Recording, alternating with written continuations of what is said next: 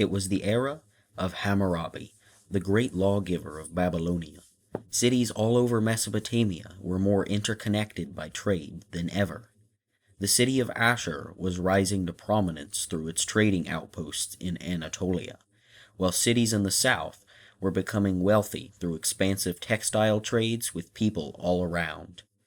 In the southern city of Sippar, a select group of enterprising women devoted to the sun god Shamash capitalized on this time of prosperity. First discovered in the late 19th century, these devotees, known as Naditum, confronted archaeologists with thousands of records left from their time. Perhaps most intriguing about these records was the location of their discovery in dozens of tiny houses enclosed within a walled-off district of the city. Some believed this to be a type of ancient convent, housing nuns devoted to their god. Though the theory sounds appealing, it is not quite correct. The real story is one of independent, enterprising women that served the sun god and forged successful trading and business relations. Their corner of the city was known as the Gagum, located closely to the temple of Shamash, known as the Ebabar. Scholars once thought it was an isolated cluster of houses, nearly entirely separated from the rest of the city. However, more recent research has demonstrated the presence of several administrative buildings and ordinary residential spaces within the Gagum. It was a place for business, government, and ritual. Naditum could freely live and operate within these spaces, though they were not permitted to marry or spread their activities too far into the rest of the city. One Naditum even owned and operated a tavern within the Gagum.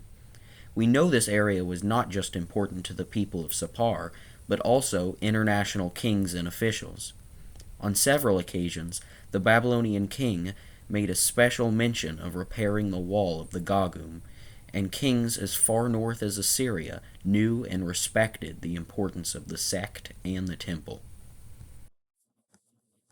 Initiate Naditum women were always selected by their family. Some might have seen it as a beneficial financial decision for their daughter. Others might have resorted to it after they could not find a suitable husband. Beyond the economic aspect, it was a more highly esteemed position for the proximity in which it put a devotee to the god Shamash.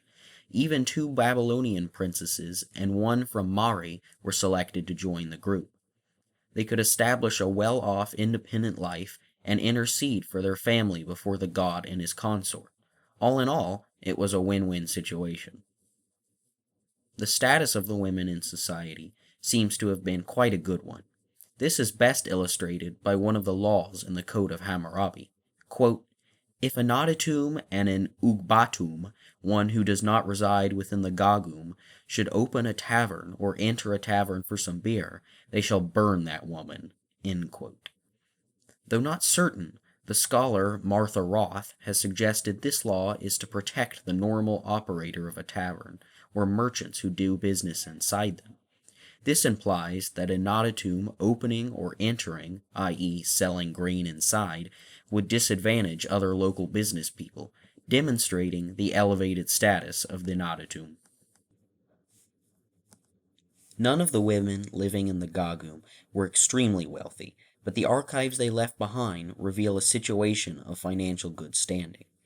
Some cooperated together to lease and manage fields. Others worked with their family who had granted property to them upon their initiation.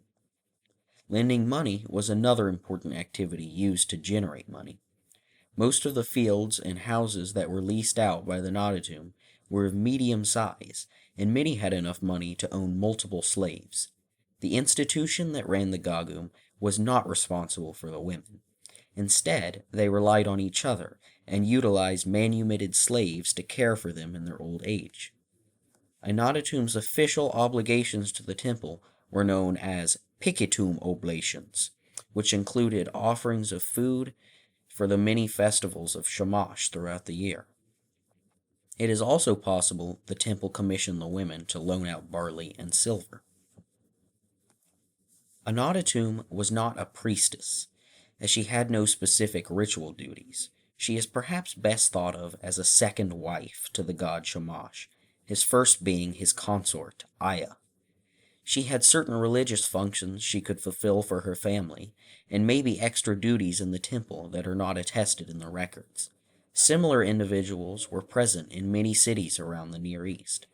Naditum served the god Marduk in Babylon and the god Nergal in Nippur, but none were as prominent as those in the city of Sippar. These Naditum were internationally renowned and respected, a select group of followers who spread themselves wide and learned to create an independent lifestyle for themselves in a world where women often lacked such a benefit. The Naditum of Sippar were a truly unique group of women at a fascinating time, a true peek through the window of life in ancient Mesopotamia.